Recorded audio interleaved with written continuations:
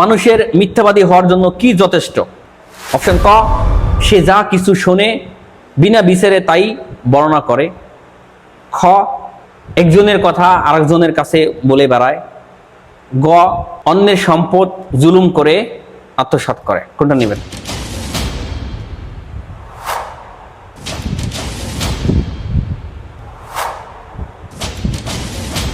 ইনশাআল্লাহ আমি উত্তর হিসেবে বেছে নিতেছি ক, সে যাহা কিছু শুনে তাই বর্ণনা করে, বিনা বিচারেই বিনা বিচারে বর্ণনা করে। লক্ষ্য দেব, ইনশাআল্লাহ ভাববেন না। তো প্রিয় দর্শক, আপনারা অবশ্যই বুঝতে পারছেন যে মানুষের মিথ্যাবাদী হওয়ার জন্য কি যথেষ্ট।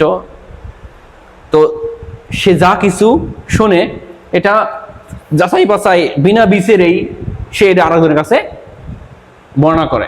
তো একজন মানুষ মিথ্যাবাদী হওয়ার জন্য এটুকু যথেষ্ট। ঠিক আছে না? ইনশাআল্লাহ তোমাদের ভাইয়ের উত্তরটি সঠিক হয়েছে, আলহামদুলিল্লাহ। তো আমরা চেষ্টা করব, আমরা যদি কিছু শুনি অপরের কাছ থেকে, আমরা এটা যাচাই বাছাই বিচার না করে যেন অন্যর কাছে বর্ণনা না করি, তাহলে আমরা মিথ্যাবাদী হিসেবে গণ্য হবো। ঠিক আছে না? ইনশাআল্লাহ। আল্লাহ সুবহানাহু ওয়া তাআলা আমাদেরকে হেফাজত করো।